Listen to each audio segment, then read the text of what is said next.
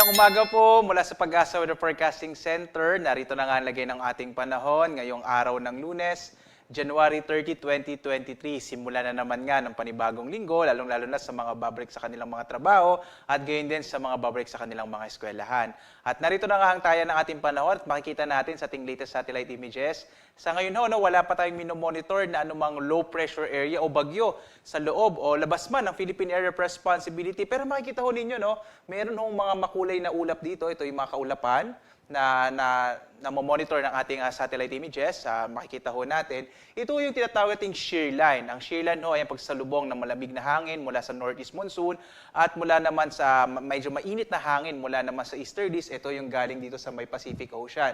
Dahil sa pagsalubong na yon, nagkakaroon tayo ng mga kaulapan at ito magdadala ng maulan na panahon sa malaking bahagi ng Visayas, ng Mindanao, lalo na sa may Caraga, Davao at Northern Mindanao. At pwede pa akong maka-apekto to hanggang sa mga susunod na araw. Base nga sa pinakuli nating datos, hanggang bandang araw ng Miyerkules, magiging maulan pa rin sa Visayas, Mindanao, maaaring umabot nga ho ng Bicol at maaaring maapektuhan pati yung Palawan.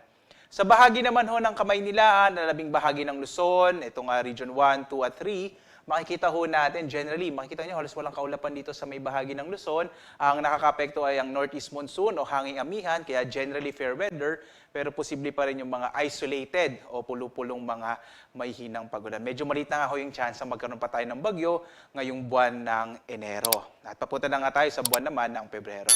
At narito naman ating inaasahang panahon dito sa bahagi ng Luzon. Makikita ho natin, malaking bahagi ho dito sa may eastern section ng Luzon. Kasama dyan yung Cagayan Valley, Cordillera, Aurora, Quezon.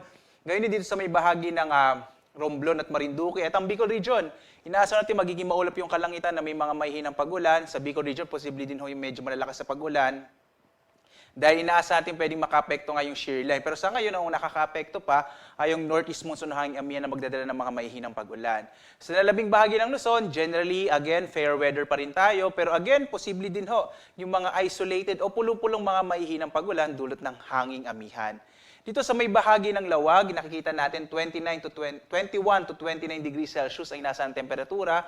Sa Baguio, 13 to 21, itong nakarang araw nga ho, na bumabas pa sa 12 degrees Celsius yung temperatura sa Baguio. Sa Tuguegarao, 18 to 24, sa Metro Manila, 22 to 31, habang sa Tagaytay, 19 to 28 degrees Celsius, sa Legazpi, 23 to 28, habang sa Kalayaan Islands, 26 to 32, sa Puerto Princesa naman, 26 to 31 degrees Celsius ang inaasahan nating temperatura.